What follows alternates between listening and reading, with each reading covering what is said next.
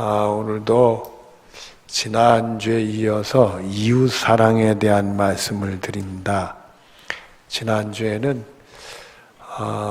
악한 자를 대적하지 말라 하는 말씀을 가지고 이웃 사랑을 우리가 말씀드렸어요. 그러니까 보다 이게 좀 수동적인 이웃 사랑에 대한 말씀을 드렸다 이렇게 할 수 있는데, 오늘은 오늘 본문 말씀을 또 의지해서 보다 좀 적극적이고 능동적인 이웃사랑에 대한 말씀을 여러분에게 드립니다. 여러분들은 이웃사랑하는 일이 오늘보다는 내일이 더 이웃사랑할 수 있는 축복이 여러분의 것이 되어지기를 바랍니다. 오늘 본문 43절을 봅니다. 또 내 이웃을 사랑하고 내 원수를 미워하라 하였다는 것을 너희가 들었으나, 이 말씀은 레위기서 19장 18절의 말씀이 인용된 말씀입니다. 그래서 이웃은 사랑하고 원수를 미워하라 하는 말씀인데, 이거는 일반적인 어떤 세속적인 어떤 가치관에서 나온 말씀이다 볼 수 있어요. 세상 사람들도 이웃을 사랑하려고 하지요. 다짜고짜 미워할 리가 있겠습니까? 사랑하려고 하고 원수는 미워하죠. 미운 짓 하는데 어떻게 밉지 않겠어요? 그러니까 원수를 미워하는 게 이제 세상 순리인데, 그 다음 말씀이 이제 우리에게 주시는 말씀이에요. 44절 앞에 보면은 나는 너희에게로, 우리 예수님이 우리에게 말씀을 주시는데, 너희는 누구를 사랑하고, 우리 예수 믿는 사람들은 원수까지도 사랑을 하래요. 원수까지.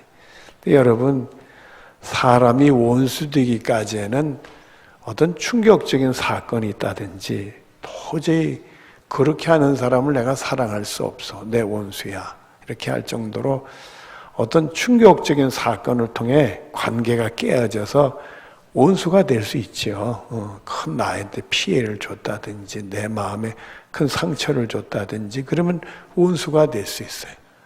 또 이런 충격적인 사건은 아니더라도 서로 이 만남을 통해서 인격적인 이 부딪힘이 도저히 이게 나한테 너무 불편하고 해가 되고 괴롭고 이러면서 우리가 원수가 또 될 수 있어요.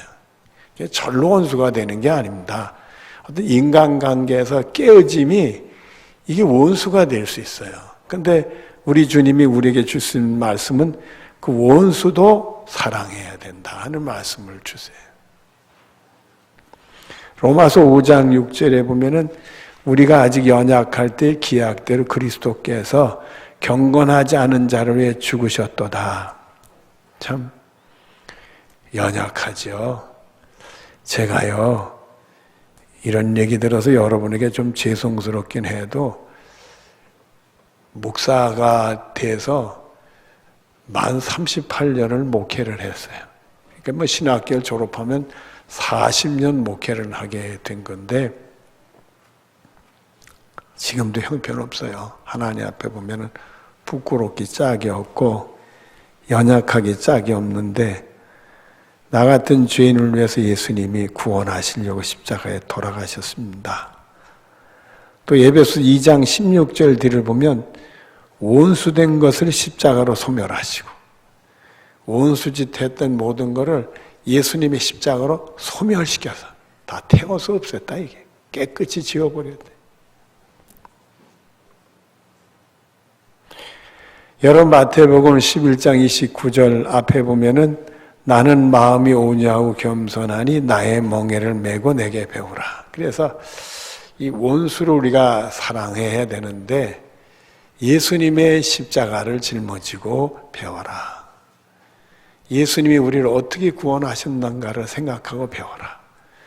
원수했던 모든 것을 십자가로 소멸했던 예수님의 십자가를 생각하면서 배워라. 예수님은 마음이 온유하고 겸손하니 너희들도 마음이 온유하고 겸손한 마음으로 예수님 십자가를 그거를 짊어지고 배워봐라. 또 누가복음 23장 44절에 보면 예수께서 십자가상에서 이런 말씀을 하셨어요. 예수께서 이르시되 아버지 저들을 사하여 주옵소서 저들이 하는 것을 알지 못함이니이다. 자기를 십자가에 못 박고 희롱하는 그 무지한 사람들을 보면서 저들의 죄를 사해 달라고 저들이 알지 못하고 하고 있습니다. 참 이 말씀을 접할 때 우리들은 마음이 아프고 눈물 나는 말씀이죠. 눈물 나는 말씀이죠. 이 말씀을 통해서 우리들도 여기까지 원수를 사랑해야 되는 게 아닌가. 여러분들 우리 기독교 최초의 순교자 스테반 집사님 아시지요? 우리 예수님이 십장에서 그 한 코대로 저들이 죄를 사해주고 몰라서 저렇습니다. 쉬운 일은 아닌데 은혜를 주면 그게 가능할는지 모르겠어요. 본문 44절 뒤를 또 봅니다. 너희를 박해하는 자들을 위하여 뭐하라? 기도하래요. 박해라는 것은 내가 고통받는 건데 이 나를 고통을 주는 사람들, 나를 피해를 주는 사람들, 내 목숨을 위협하는 사람들, 그런 사람들에게 기도하래. 요한복음 15장 16절에 보면은 내 이름으로 아버지께 무엇을 구하든지 다 받으리라. 우리 힘으로는 안 되니까 예수님의 이름으로 기도해. 예수님의 이름으로 기도하면 이길 수 있으니까. 예수님의 이름으로 기도하면 승리할 수 있으니까. 나를 위해 돌아가신 예수님의 이름, 하나님의 아들의 이름으로 기도하라. 그리고 누가복음 18장 1절에 보면 낙심하지 말고 절대 낙심하지 마라. 하나님 내가 너무 고통스러우니까 제발 좀 막아주셨으면 고맙겠습니다. 이제 그만 고통받았으면 좋겠습니다. 주님 저에게 믿음을 주시고 이 환난과 이 고통을 이기게 해주셨으면 고맙겠습니다.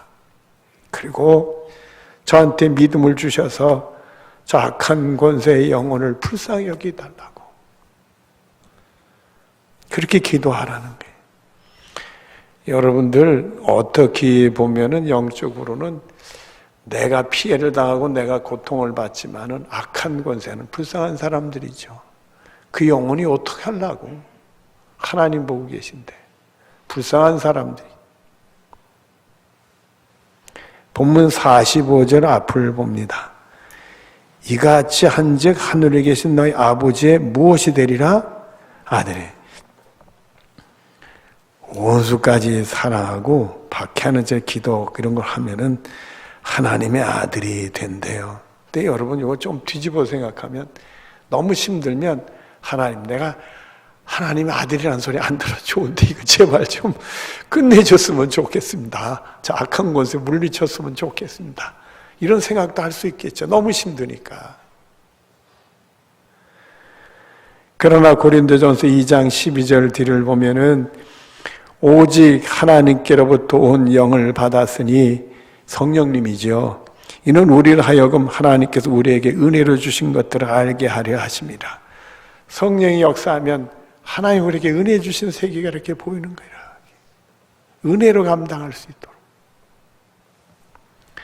또 로마서 8장 16절에 보면은 성령이 친히 하나님의 영과 더불어 우리가 하나님의 자녀인 것을 증언하시나니 이 성령 역사하면은 부족해도 그 원수도 사랑해 보려고 하고 박해하는 자 기도해 보려고 해. 그러면은 너는 하나님의 자녀다. 우리 마음에다 심어준다는 거예요. 요한복음 1장 12절에 영접하는 자 곧 그 이름을 믿는 자들에게는 하나님의 자녀가 되는 권세를 주셨으니 이 성령이 강권적으로 역사하시면서 넌 하나님의 자녀야 확신을 주시고 그리고 넌 하나님의 자녀로서 하나님의 바로 아들이야 딸이야. 하나님 너를 위해 준비하고 계셔. 상을 준비하고 영광을 준비해. 이런 소망찬 눈으로 보며 그걸 누릴 수 있는 확신들이 생길 수 있도록 복을 내려주신다. 우리 힘으로 안 되지만 성령이 역사하시면 은혜의 세계를 알게 하시고 하나님의 자녀의 축복의 세계가 보여진다. 그런데 오늘 본문 45절 뒤를 보는 말입니다. 이는 하나님이 그 해를 누구와 누구에게 비치시고 악인과 선인에게 비를 의로운 자와 불의한 자에게 내려주신다. 여러분, 하나님 공평하세요? 공평하지 않아요? 공평해요. 그렇죠. 우리는 하나님 공평한지 알죠.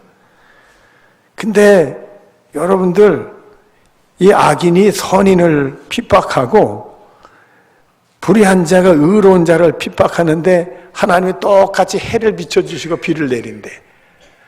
하나님이 공평한 거예요? 공평하지 않은 거예요?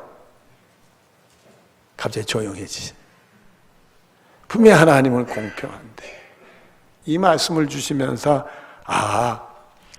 하나님은 그래도 이 악한 자, 불의한 자에게도 혹 기회를 주시려고 그러는 게 아닌가. 그 사람들도 돌아올 기회를 주시려고 그러는 게 아닌가. 요한복음 10장 16절 앞에 보면 또 이 우리에 들어가지 아니한 다른 양들을 내게 있어 내가 인도하여 할 터이니 이런 말씀이 있어요. 이 얘기는 이 우리라는 얘기는 예수님을 믿고 예수님의 음성을 듣고 예수님을 따르는 우리로 돌아가게 하면 들어가고 나오게 하면 나오고 이런 사람들은 예수를 믿고 택함받아 구원의 길로 가는 사람들이요. 그게 이 우리 안에 들어가는 사람이요. 그런데 이 우리에 들지 아니한 다른 양이 있어서 그들을 인도하러 예수님이 가신다는 말씀을 주시는 거예요. 그렇다면 이게 유대인이라면은 이방인을 얘기하는 거고 우리 예수 믿는 신자를 얘기하면 불신자를 얘기해요. 우리 예수님은 우리를 우리 속으로 인도하시고는 아직 우리를 들지 아니하는 다른 양들을 찾아 나간다는 거예요. 아직 불신자들 정말 하나님이 계신지도 모르고 세상처럼 살면서 죄 짓고 악한 짓 하는 사람들 그런 사람들을 다시 불러 모으려고 또 가시고 계신다는 거예요. 또 베드로후서 3장 9절에 보면 주의 약속이 어떤 이들에게 이들이 더디다고 생각하는 것 같이 더딘 것이 아니라 이 말씀은 뭐냐면 예수님이 속히 재림하신다고 그러니까 아니 재림하신다는데 세월이 지나도 재림하시면 안 하네.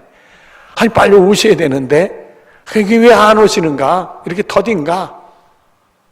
이렇게 생각하는 사람들에게 주시는 말씀이요. 더딘 것이 아니라 지금도 예수님 재림 안 하셨으니까 초대교회 사람들은 좀 심했지 않겠어요? 더딘 게 아니라 오직 주께서는 너희에 대하여 오래 참으사 아무도 멸망하지 아니하고 다 회개하게 이르기를 원하니라. 오히려 주님은 오래 참으신다. 여러분들 이 오래 참는 말은 좀 우리가 이렇게 읽을 때 오래 참았다 이래. 오래 참고 지금도 정신 못 차리고 세상에서 방황하고 구원의 길로 가지 못하는 어리석은 사람들을 구원하려고 회개하고 돌아올 때까지 기다리고 계신다네. 여러분 이것이 주님의 마음입니다. 우리를 향하신 주님의 마음이야. 디모데전서 1장에 보면 우리가 존경하는 사도 바울 선생이 이런 고백을 합니다. 디모데전서 1장 13절 앞에 나는 전에는 예수 믿기 전에는 비방자여 박해자여 폭행자였으나 도리어 궁의를 입은 것은 하나님 앞에 비방하고 박해하고 폭행했으니 잘한 짓이요 못쓸 짓을 한 거요. 너무 못쓸 짓 했죠. 근데도 궁의를 입었대. 1장 14절부터 16절에 보면은 우리 주의 은혜가 그리스도 예수 안에 있는 믿음과 사랑과 함께 넘치도록 풍성하도다.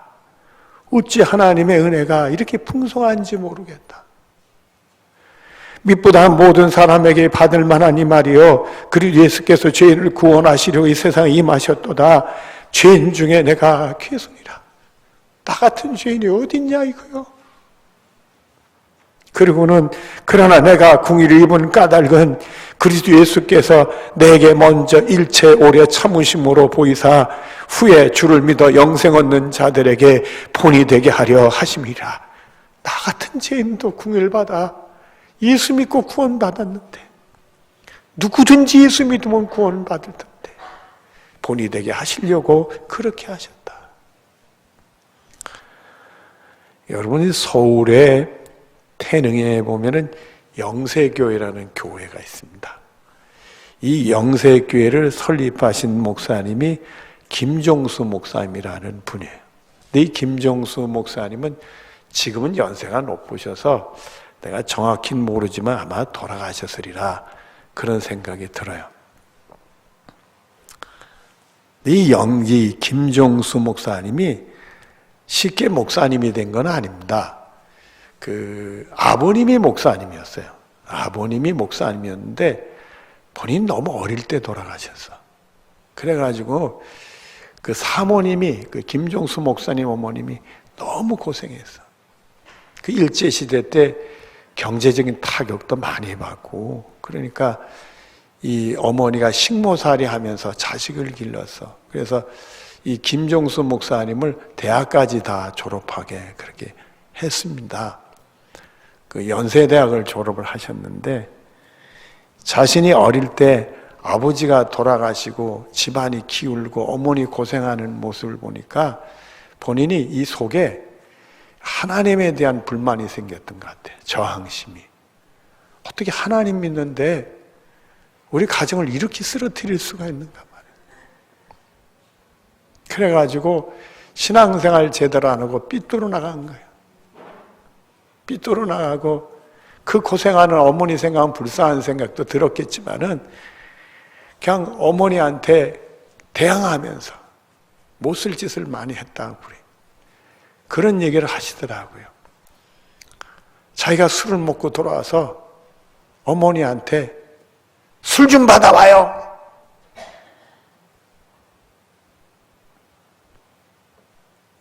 목사님 사모님한테 아들이 목사 아들이 그때 어머니 묵묵하게 술을 받아다 줬대. 어머니가 돌아가시게 될 때 그 아들이 어머니 곁에 앉았는데 어머니 손이 이렇게 꼼지락거리고 그래서 어머니 손을 이렇게 잡았대요. 근데 어머니가 아들이 손을 잡으니까 기운 없는데도 그 손을 잡고는 자기 가슴에다 아들의 손을 이렇게 얹혀놓더래. 그런데 자기 손이 어머니 가슴에 탁 얹히는 순간에 이 가슴의 뼈가 그냥 기양 만져지더래. 얼마나 말랐는지. 이 아들이 울컥해가지고 어머니 죄송해요. 그랬더니 그 어머니가 그렇게 말씀하더래. 얘야, 다 모르고 그랬는걸. 그때 김종수 목사님이 꼬꾸러진 거예요. 그 김 목사님이 청소년들 집회를 많이 하셨어요. 이 말씀을 할 때마다 그렇게 우셨어. 얘야, 다 모르고 그랬는걸.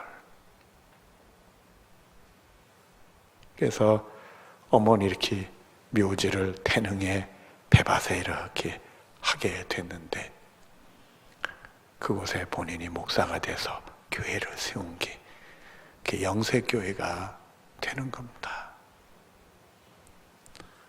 다 모르고 그랬는걸. 누가복음 15장 7절 뒤를 보면 죄인 한 사람이 회개하면 하늘에서는 회개할 것이 없는 의인 아흔으로 말미암아 기뻐하는 것보다 더 기뻐하리라. 이게 주님의 마음이요. 왜 99명의 의인이 기쁘지 않겠어요? 그러나 죄인 하나 회개하고 돌아오면 그 기쁨보다 더 크다. 그 말씀을 우리에게 주는 겁니다. 이제 말씀을 정리하려고 합니다. 본문 46절부터 48절까지의 말씀입니다. 내가 너희를 사랑하는 자를 사랑하면, 너희가 너희를 사랑하는 자를 사랑하면 무슨 상이 있으리요? 세리도 이같이 하느니라. 유대인들이 세리는 죄인이라고 했거든요. 죄인들도 그렇게 한다. 또 너희가 너희 형제에게만 무난하면 남보다 더한 것이 무엇이냐? 이방인도 이같이 아니하느냐? 이방인은 불신자들도 그렇게 한다. 그리고는 그러므로 하늘에 계신 너희 아버지의 온전하신 같이 너희도 온전하라. 이런 말씀을 주십니다. 여러분, 원수까지 사랑하라는 거예요. 그리고 핍박하는 자들 위해서 기도할 수 있어야 된다는 말씀을 주시는 겁니다. 요한복음 10장 14절 앞에 나는 선한 목자라, 15절 뒤에 나는 양을 위해 목숨을 버리노라. 우리 예수님 우리를 구원하시게 이렇게 사시고 이렇게 돌아가셨어요. 로마서 5장 8절에 우리가 아직 죄인 되었을 때에 그리스도께서 우리를 위해 죽으심으로 하나님께서 우리에 대한 자기의 사랑을 확증하셨느니라.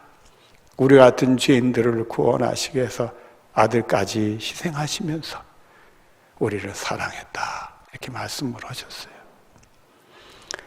여러분, 빌립보서 3장 12절 앞에 내가 이미 얻었다 함도 아니요 온전히 이루었다 함도 아니라, 여러분, 우리가 말만 이웃사랑이지 잘 못하대도 실망하지 마시고요. 조금 더 또 앞으로 나가면 이웃사랑할 수 있도록 도와주시고, 조금 이웃사랑을 했다고 해도 방심하지 마시고 조금 더 이웃사랑할 수 있는 길이 우리에게 있어지기를 바랍니다. 또 3장 14절에 표대를 향하여 그리스도 예수 안에서 하나님이 위로부터 부르신 상을 위하여 달려가노라. 부족하지만 원수까지 사랑하고 핍박하는 자를 기도하는 길을 위해서, 그 목표를 향해서 우리 같이 영적인 다름박질을 하십시다.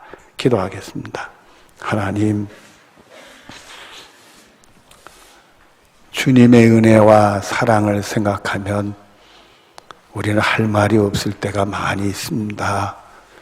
우리 같은 죄인들을 구원하시기 위해서 아들을 죽이기까지 내어주시고, 그 아들은 우리의 죄를 짊어지시고 십자가의 희생을 당하셨습니다. 우리도 오늘보다는 내일이 더 원수를 사랑하기를 원하며 대적하고 핍박하는 자를 위해 기도할 수 있도록 은혜를 보호하여 주시기를 원합니다. 뒤를 보지 말게 하시고 앞으로 부르심의 상을 위해 다름박질할 수 있도록 복을 내려 주시옵소서. 예수님의 이름으로 기도드리옵나이다. 아멘.